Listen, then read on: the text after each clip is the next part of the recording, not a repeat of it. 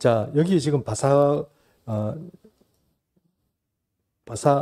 11장을 오늘 전체를 좀 이렇게 진행을 하는데 11장 내용이 굉장히 많아요. 그리고 역사적으로 우리가 이해를 하기 위해서 역사적으로 설명할 것도 좀 많이 있습니다. 이 11장은요, 여러분, 뭐라고 할까요? 누가 뭐 특별히 신학자들이 잘 안다기보다는 역사학자들이 얘기해 준 이야기를 좀 우리가 좀 이렇게 좀 참조를 많이 합니다. 그래서 역사학자들이 특별히 성서 신학자 중에 역사 신학을 좀 전공한 분들, 그분들 이야기를 좀 많이 오늘 가져와서 여러분과 이게 설명을 좀 해드리려고 합니다.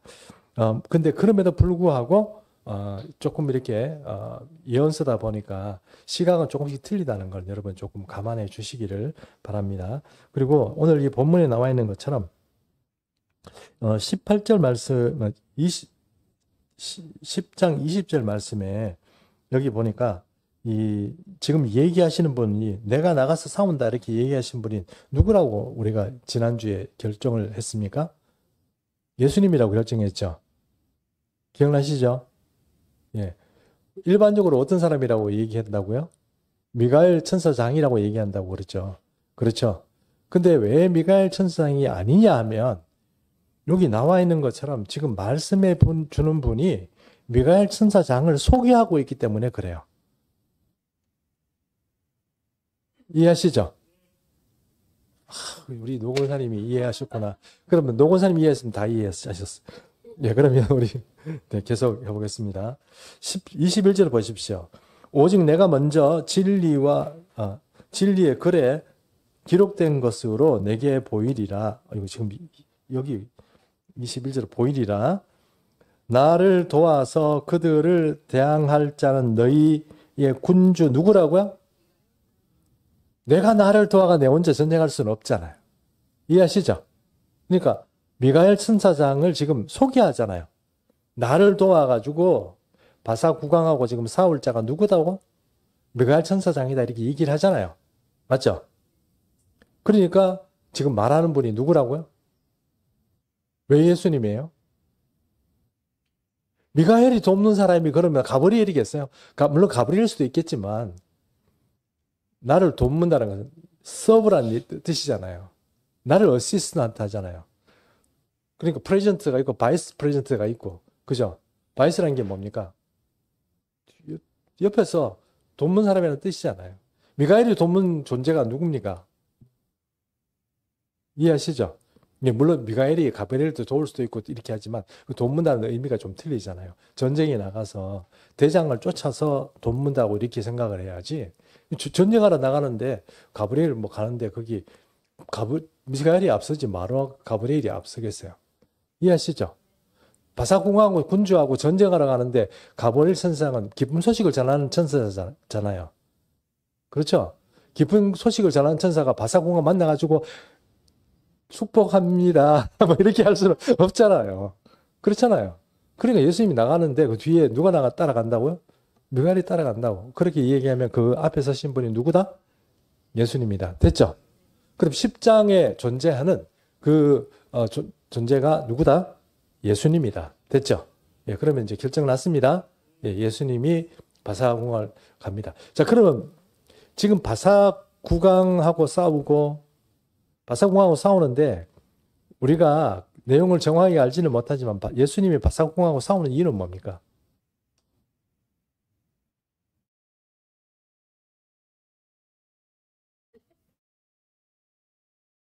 제가 아무리 생각해도 우리 교회는 목사님이 설교를 너무 어렵게 하는 것 같아요. 바사궁을 싸우는 이유는 뭐냐면 바사궁 지금 나라가 페르시아가 지금 지고 있다고요. 그러니까 이 역사에서 지금 내려가고 있습니다. 누가 뜨고 있죠? 그리스가 뜨고 있죠. 맞죠? 헬라가 뜨고 있으니까 이 바사가 지금 내려가고 있는데 예수님이 바사궁하고 싸운다는 뜻은 뭡니까? 기세등등한 이 군주를 어떻게 예수님이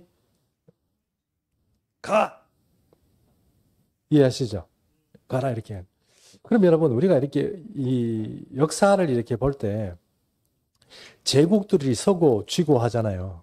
바벨론 뭐 이렇게 제국들이 지고 서고 하는데 그 제국들이 서고 있는데 느부갓네살 같은 경우에 느부갓네살이 자기가 왕으로 올라가서 바벨론 제국을 쳐다볼 때, 와, 내가 참 대단하구나.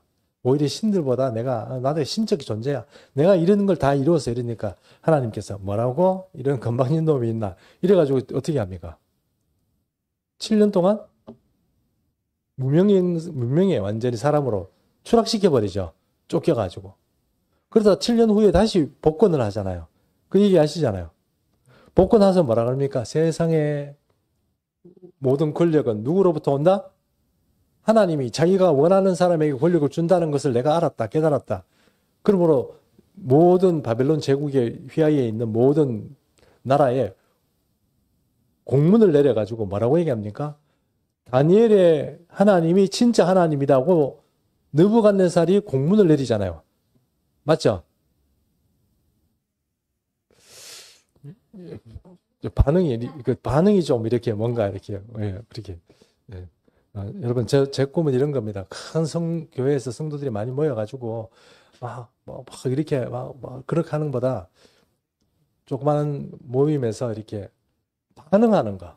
아멘 하고, 예! 이러고, 고개를 끄덕끄덕하고, 이게 정말 참 기쁨이거든요. 그렇지 않을까요?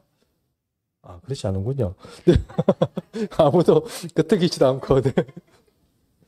자, 어쨌든, 자, 21절 한번 보겠습니다. 오직 내가 먼저 진리의 글에 기록된 것으로 내게 보이리니, 나를 도와서, 그들을 대항할 자는 너희의 군주 미가엘이니라 했습니다. 그럼 너희의 군주 미가엘이라고 그러면은 이스라엘의 담당 군주는 누구라는 뜻입니까? 미가엘이라는 뜻이죠. 이해하시죠? 그럼 대한민국이라는 나라에 군주가 있을까요? 대통령 말고 그런 거 말고 지금 우리는 지금 이 군주는 영적 존재를 말하는 거잖아요. 있을까요? 예. 권사님 아까 대답 잘 하시더니 이제 그런 부정적인 대답을 하시다니. 그러면 여러분 보십시오. 다니엘서가 어떤 나라들을 설명할 때 짐승으로 자꾸 그림을 그리죠. 이해하시죠? 그러면 그 영적 존재가 어떤 짐승의 특징을 가지고 있다는 뜻이죠? 그 뜻이죠. 이해하십니까? 예를 들어서 중국을 얘기하면 어떤 짐승입니까? 용이죠, 용. 용 아닙니까? 옛날에도 과거 용, 요즘 어떤 사람들이 중국을 상징하는 게 뭡니까? 판다, 이래 얘기하는데, 그거는 여러분, 그거는 뭐랍니까? 윗선이라고 그러니까 표현이 좀 그렇지만, 자기를 위장하기 위해서 판다 외교를 하는 거지, 중국은 용입니다. 용의 승계가 있잖아요. 그리고 또 우리가 다니엘서 7장에서 짐승들이 나오고 사자가 나오고 이렇게 나오잖아요. 그처럼 그런 괴물들이 괴물이 아니고 그런 어떤 짐승들이 이렇게 설명을 해주죠. 그래서 오늘 남아 있는 것은 바사국왕도 그런 바사국왕은 어떤 짐승이죠? 곰이었잖아요. 기억나시죠? 예, 7장에서 곰이었는 거 아시죠? 첫 번째 바벨론은 뭐였습니까? 사자였습니까? 사자 맞죠? 사자였던 것 같아요. 죄송합니다. 하여튼 그런 그림이 가지고 있다는 겁니다. 자, 그 다음에 그러므로 이스라엘의 군주는 누구다? 확실하게 이해하셨죠? 예, 중요합니다. 지금 우리가 아무것도 아닌 것 같지만 굉장히 중요한 그 예언서를 지금 우리가 다루고 있는 겁니다. 자, 그래서 11장 1절입니다.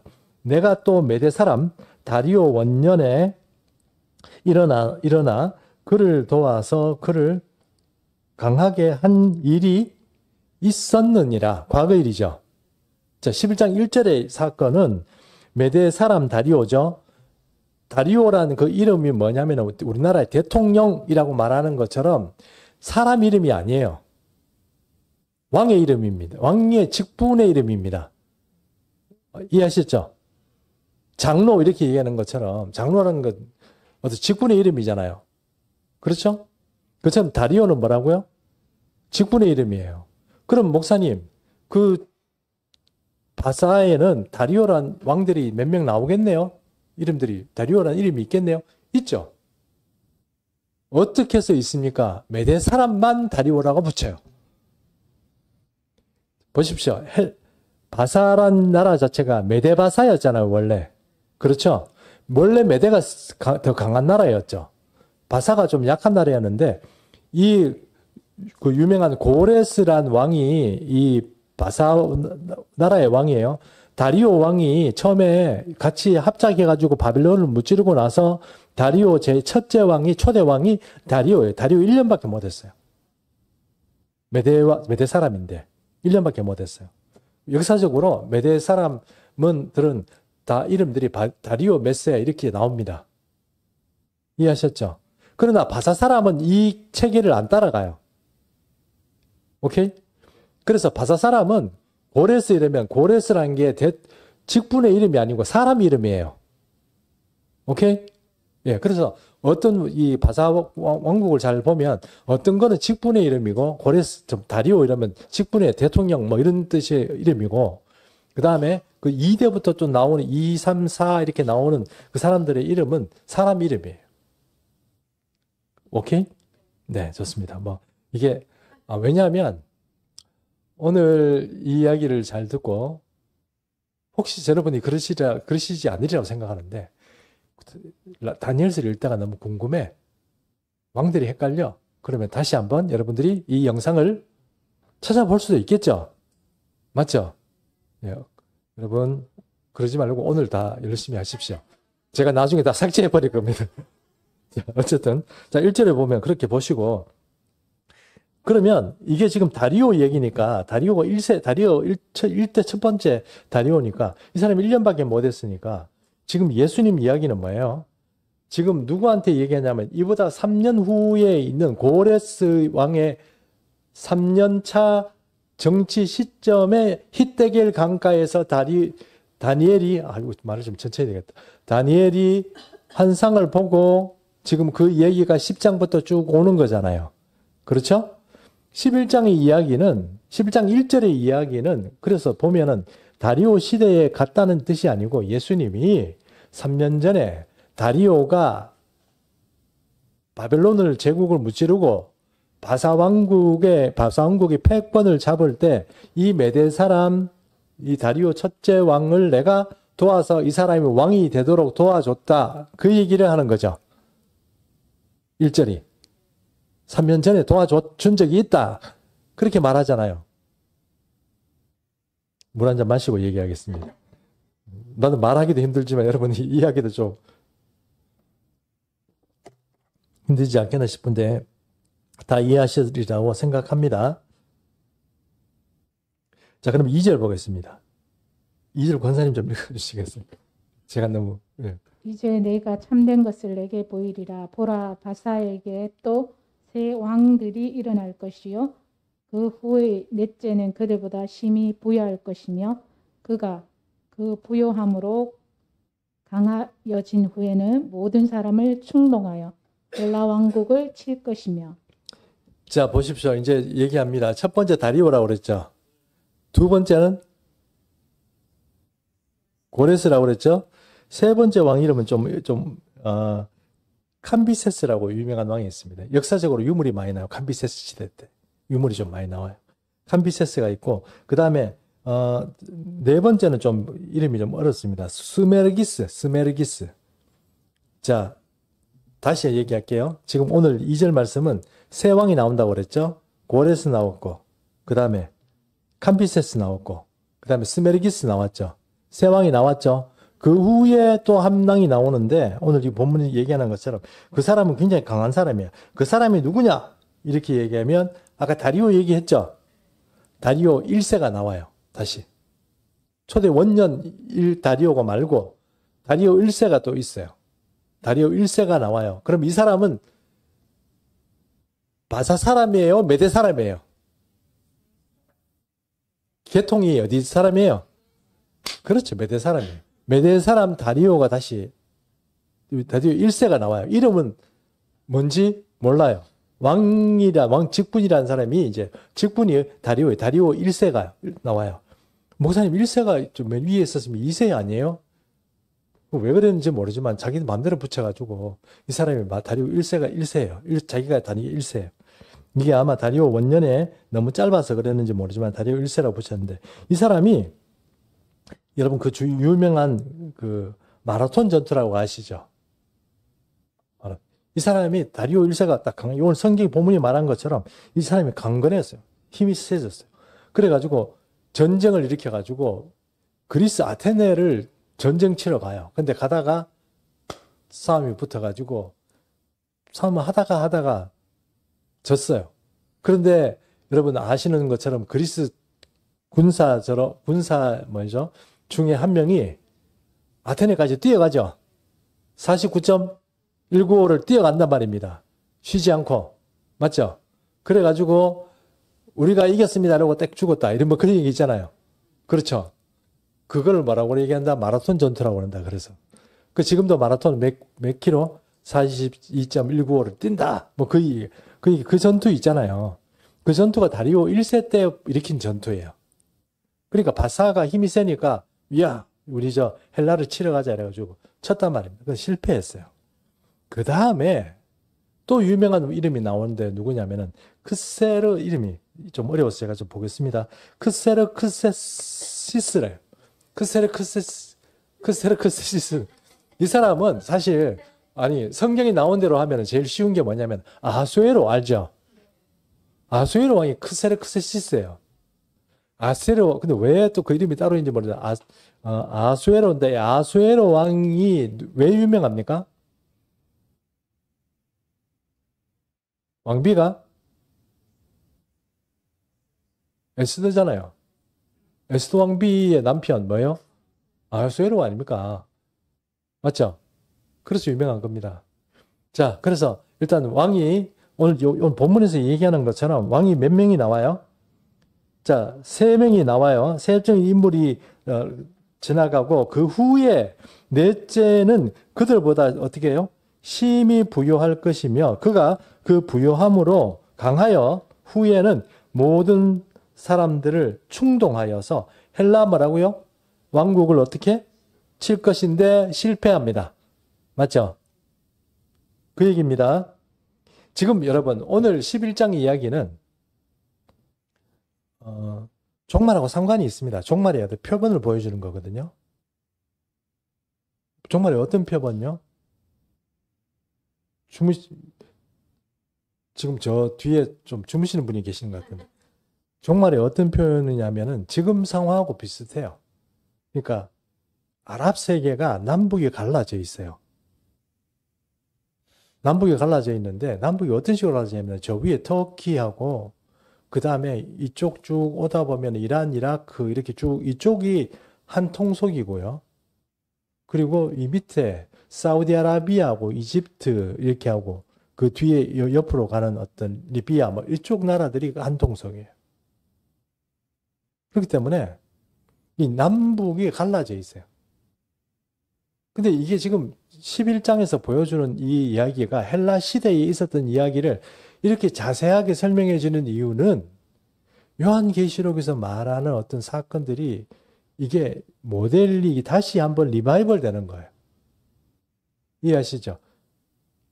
이렇게 다시 이게 나타나는 거예요. 그래서 지금 별로 이스라엘하고 별로 중요하지 않는 그런 헬라 이야기를 계속 해 주시는 이유예요. 이게 바사와 헬라 이야기를.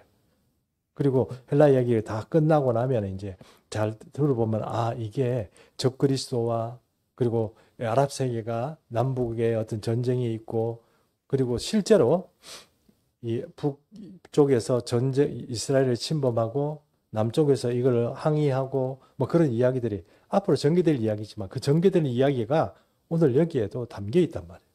그러니까 오늘 이야기를 잘 이해하면 요한계시록에 자세히 설명되어 있지 않지만 앞으로 세계의 정세, 아랍에 있는 정세가 어떻게 진행되겠구나 이해가 되는 거예요. 그래서 중요합니다. 예. 그러나 오늘 다 못합니다. 한 대까지 하겠습니다. 다음 주에 여러분 이제 다음 주에 제가 분명히 또 물어봅니다. 예. 이거는 공부를 해야 되는 거고 이게 자꾸 스트레스 받으면서라도 공부를 해야 이해가 되지. 안 그러면 이거 다음번에 이해하지 뭐 이러면 안 됩니다. 그러면 이게 이해가 잘 안 돼요. 오늘 다 하셔야 됩니다. 자, 3절 봅니다. 3절 봅니다. 3절. 장차 한 능력 있는 왕이 일어나서 큰 권세로 다스리며 자기 마음대로 행하리라 했습니다. 근데 여기가 아까 네 번째 왕이 다리오 1세가 공격했다고 그랬잖아요. 맞죠? 공격하고 나서 그 이후의 얘기는 없는데 그 이후의 이야기는 사실 바사는 기울어지고 있기 때문에 뭐 특별히 이야기할 필요는 없습니다. 근데 공격을 했는데 그 위에 얘기는 없죠. 그런데 여기 보니까 한 왕이 나타났는데 이게 바사 왕이 아닙니다. 이 사람은 바로 헬라 왕입니다. 그래서 장차 한 능력 있는 왕이 일어나는데 이 사람이 누구냐면은 그 유명한 알렉산더 대제입니다. 알렉산더 대제. 알렉산더 대제가 나타나가지고 큰 권세로 다스립니다. 뭐 권세로 다스리고 이 사람은 어떻게 해요? 자기 마음대로 행했다. 내 마음대로 하는 거예요. 예, 알렉산더 대왕이 20살에 왕이 됩니다. 그때부터 딱 12년 동안 전쟁을 하는데 그 여러분 전쟁을 뭐 엄청나게 해가지고 제가 인도를 정확하게 먹은지 안 먹은지 모르지만 인도 일부까지 먹은 걸로 알고 있습니다. 그리고 저 북아프리카 쫙. 이 사람이 대단한 사람이에요. 단 12년 만에 젊은 놈이 전 세계를 아울렀어요. 그리고 이 사람의 지도자가 누구냐 하면은 여러분 아리스토텔레스잖아요. 맞죠? 스승이 아리스토텔레스예요. 철학인 인물이잖아요. 그리고 여러분 우리나라도 정치 얘기를 좀 해서 미안합니다만 어른이 없어요. 전부 어른을 전부 다 끌어내려가지고 전부 다 가방 씹어 넣어버리고 막 이렇게 해놓으니까 어른이 없으니까 뭔가 설레가 없어요. 내가 대통령이 되잖아요. 그러면 내 생각대로 다 해야 돼. 왜냐하면 누가 뭘 이렇게 지도해주고 뭐 잘 해주고 코치해주고 이런 게 없어. 정치 원로라는 사람들은 또 전부 다 뭐 좌우 뭐 이런 데 다 휩쓸려가지고 별로 뭐 이쪽에 가서 뭐 좋은 옷, 뭐 이쪽에서 반발하고 이러니 뭐 어디 가서 뭐 물어볼 데도 없고 그러니 정치가 개판되는 거예요. 지금 사람들이 뭐 지금 겉보기로는 괜찮은 거니까 괜찮다고 생각하는데 여러분 우리나라 지금 골마 터지고 있습니다. 내년에는 더 심각해져요. 내년에는 좌우 분열이 더 심해질 거고 그 뭐 삼성, 현대 뭐 지금 우리 잘 나가는 LG 이런 기업들이 국내에서 사업을 못 해요. 사고 한번 나면은 뭐 이상한 일이 벌어지고 그러기 때문에 공장을 지어도 밖에 나가고 지금 노동자들은 계속 뭐 데모를 일으키고 이렇게 막 이렇게 하는데 뭐 데모를 일으키는 문제 자체가 옛날하고 좀 틀려요. 지금은 그렇게 일으킬 때가 아니에요. 지금은 좀 우리나라가 어려워요. 그렇기 때문에 좀 자제를 해야 되는데 이런 거를 얘기해주고 뭐 이렇게 매니징하고 이렇게 매니지먼트 해줄 수 있는 오퍼레이팅 하는 그런 어떤 시스템이 안 돼 있는 어른이 없어요. 근데 여러분 이 젊은 친구 하나가 아리스토텔레스라는 천재적인 철학자 한 명이 있다고 했습니다. 여러분 고대 시대의 철학자들은요 이상한 관념적인 얘기하는 사람이 아닙니다. 정치 철학자예요. 왕도주의, 그다음에 철인에 의한 정치, 뭐 이런 거 얘기하던 사람들이에요. 그러니까 아리스토텔레스는 요 사람을 잘 가르치면 전 세계가 좋아지겠구나 하는 생각을 하고 이 친구를 정말 잘 가르쳤어요. 그러니 가는 데마다 알렉산드리아라는 도시를 팍팍 세웠잖아요. 그래서 세우고 알렉산드리아라는 도시, 헬라 시대의 헬레니즘 문화를 전파하는 그런 도시들을 막 세우고 그렇게 했잖아요. 근데 이 사람이 32살에 어떻게 됩니까? 코끼리한테 밀려가. 코끼리한테, 그럴 때 밀렸다 해가지고 진짜 밀렸다는 뜻이 아니고, 인도의 인도 군들과 전쟁을 하는데, 한 번도 모지 못한 탱크 같은 존재들이 나타나가지고, 사람들이 밟아버리니까, 이게 잽이 안 되는 거예요. 그러니까, 이제 좀 어려워진 거예요. 그래서, 이 헬레니즘의 문화가 여기서부터 끝이 납니다. 예, 그 얘기가 지금 3절 이야기입니다. 됐죠? 예, 우리 절이 많은데 이제 3절했는데 시간이 벌써 많이 지나갔습니다. 자, 넘어가겠습니다. 4절 한번 보겠습니다. 4절 권사님 좀 읽으시겠어요? 그러나 그가 강성할 때 그의 나라가 갈라져 천하 사방에 나누일 것이나 그의 자손에게로 돌아가지도 아니할 것이요 또 자기가 주장하던 권세대로 되지 아니하리니 이는 그 나라가 뽑혀서 그 외에 다른 사람들에게로 돌아갈 것임이라. 야, 이 사람이 젊은 시대에 12년 딱 하고 죽었습니다. 죽는데 죽을 때 이제 자기 아들이 둘이 있었습니다. 부인도 있었고요. 있었는데 자기 아들한테 돌아간 게 아니고 자기 아들을 이 부하들이 중에 장군이 4명이 있었는데 이 사람들이 그 헬라 제국을 갈라먹게 하면서 그 중에 한 명이 리시마쿠스인가? 가 자기 아들 둘을 죽여버렸어요. 죽여버리고 부인도 죽여버리고 그러니까 싹 잘라버렸어요. 자기들끼리 갈라먹은 거예요. 우리 사방에서 자기 권력들을 다 가져가는데 결국 오늘 이 말씀을 하는 게 뭐예요? 자기한테 자기 자식들한테 권력이 넘어가지 않는다는 얘기죠. 예, 그걸 미리 얘기해 주는 거예요. 헬라 제국이 오면 이렇게 된다는 거를 미리 예수님께서 말씀해 주는 거예요. 자, 그다음에 이 4개 왕국이 여러분 아시는 것처럼 자, 이제 여러분 봅니다. 지도 봅니다. 지도. 교재 받으셨죠? 아이고, 절이 한참 넘어가서 저 밑에가 있네요. 자, 맨 왼쪽에 노란 제국 한번 보십시오. 노란 거. 노란 게 아니고 조금 이거 빨간 빛을 돼 있는 거. 약간 맨 왼쪽에 있는 거. 그거 뭐로 돼 있습니까? 카산드로 돼 있죠? 카산드로. 약간 분홍빛에. 그 지도 보고 있죠?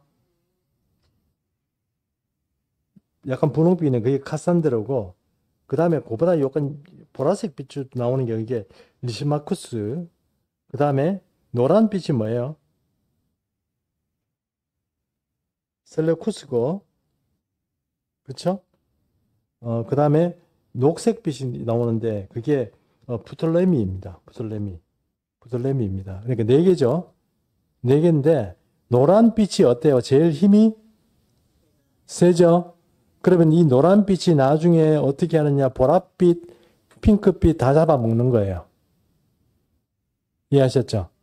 자, 그러면 이 노란 빛이 핑크빛, 보라색 다 잡아먹고 나서 원래 4개의 왕국이 있다가 이 2개로 나뉘니까 이름 자꾸 부르기 힘들잖아요. 이거 뭐 리시마쿠스, 무슨 뭐 이렇게 부르기 힘드니까 흔히 성경에서는 이들을 뭐라고 부른다고요?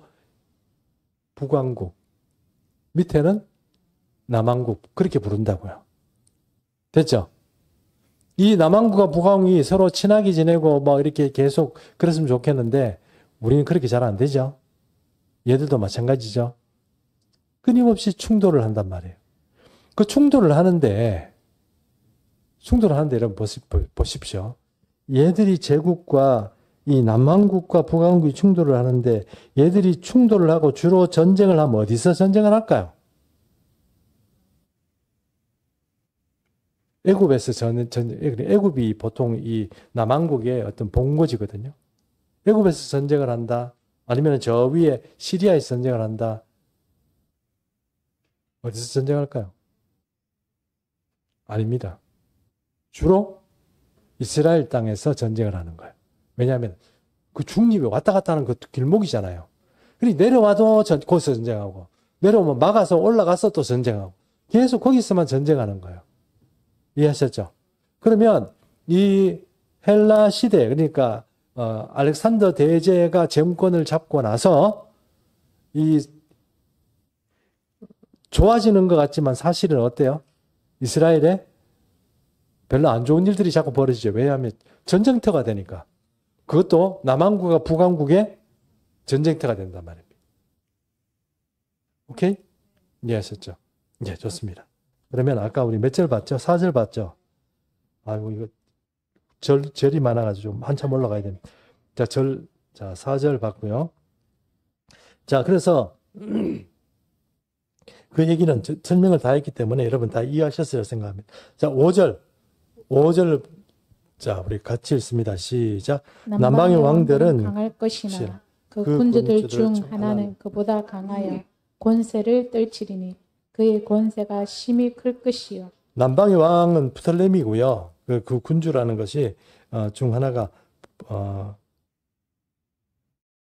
군주 남방의 왕이 강하다. 남방의 왕은 강한데 그 나머지 군주들 중에 강한 게 누구라고요? 아까 제가 말씀드렸잖아요.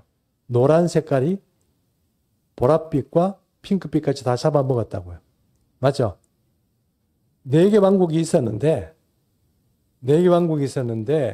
세 개가 하나로 합쳐지고 남왕국 하나 있고, 맞죠?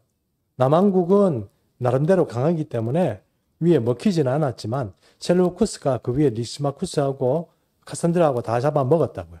그래가지고 강했다. 그 얘기를 하는 겁니다. 이해하셨죠? 예. 설명을 제가 너무 잘하는 것 같아요. 자, 교만하지 말라는 음성이 들렸습니다. 자, 6절 안 보겠습니다. 6절 좀 읽어주시겠어요? 몇 해 후에 그들이 서로 단합하리니 곧 남방 왕의 딸이 북방 왕에게 가서 화친하리라.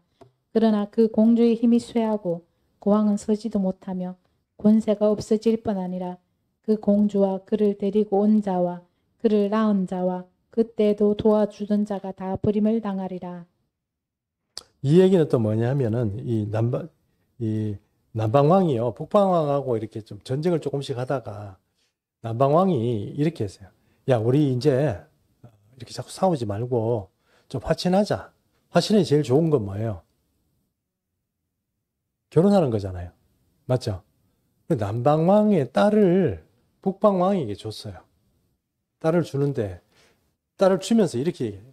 야, 내가 딸을 주는데 대신 지금 이 사람 왕비가 있거든요.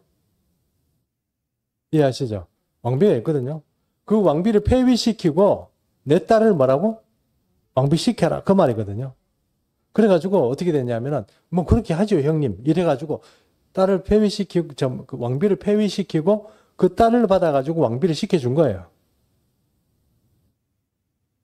그랬는데 이 남왕국의 왕이 죽었네. 죽고 나니까 북왕국의 왕이 뭐예요? 이거 잘 죽었네. 장인어른이 죽었네. 이렇게 된 거예요. 이 장인어른이 죽었으니 이제 내 맘대로 하잖아요. 그죠? 딸을 다시 폐위시키려고 폐위시키고 저번에 부인을 다시 한번 왕비로 들여왔네요. 그 왕비가 딱 기분이 역수로 안 좋았는 거예요. 칼을 갈았는 거예요. 내가 복귀하고 내가 힘이 생기면 다 죽이 없앤다 이런 생각이 들어요. 그래가지고 왕도 독살하고 그 다음에 이 딸 있잖아요. 남왕국의 딸 있잖아요. 그것도 죽이고 그 다음에 그때 신하들 중에 그러면 잘 됐습니다. 그럼 이제 우리 전쟁도 안 하고 화친하겠네요. 그러면서 그걸 모셔오자. 그러니까 딸의 그 결혼을 받아들이자고 한 신하들도 다 죽이고 같이 데리고 막 이렇게 모셔오고 막 이렇게 뭐 노비 뭐 따라오고 신하 따라오고 그 사람도 다 죽이고 싹 다 죽였다 이 말입니다. 누가? 옛날 왕비가. 맞죠? 옛날 왕비가 다 죽였다 이 말입니다. 여러분 이거 역사를 모르면 이 성경 보고 어떻게 알겠어요? 맞죠? 예. 다 됐죠? 네, 다 됐습니다. 그러면 6절 다 이해하셨죠? 그 제가 생각에 다음 주에 오면 물어보면 모를 것 같은데.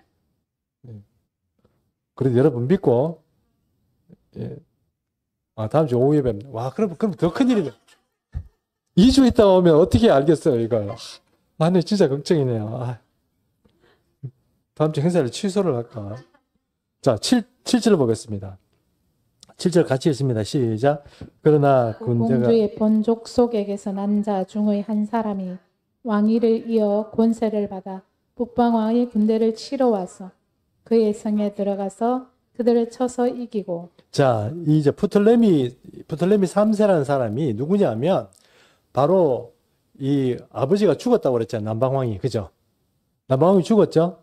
그 남방왕의 아들이 이제 프톨레미 3세인데 이 사람이 정권을 이어받았어요. 그 프톨레미 3세는 누구냐? 이 아버지가 죽었는데 아들인데 지금 내 누이가 이 사람 시집간 거 아니에요. 내 누이를 죽인 거야. 맞죠? 이것들이 이래가지고 어떻게 해요? 치러 가서 박살 내버린 거예요. 그 얘기입니다. 맞죠? 예. 그 다음에 오늘 어디까지 해야 되겠나 오늘 8절까지만 할게요. 아니 더 할까요? 8절까지만 할까요? 9절요? 8절까지만 하겠습니다. 자, 8절 봅니다. 8절. 그 신들과 부어 만든 우상들과 은과 금의 아름다운 그릇들을 다 노략하여 애굽으로 가져갈 것이요. 맞죠? 몇 해 동안 그가 북방왕을 치지 아니하리라 이랬습니다. 자, 9절까지. 자, 이래가지고 전쟁해가지고 지금 계속 북방왕하고 남방왕이 싸우는 건 아시겠죠? 예, 그래가지고 모든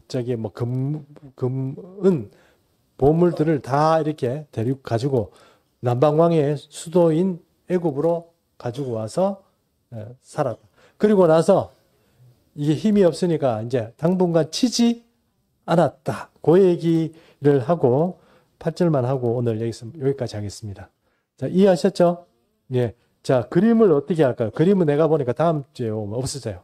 그림 다 모읍니다. 오늘 아셨죠? 퇴근할 때 전부 다 놔두고 가세요. 아셨죠? 네, 좋습니다. 오늘 여기까지 하고 찬송가 한 장 부르겠습니다. 눈을 들어 산을 보니 383장입니다.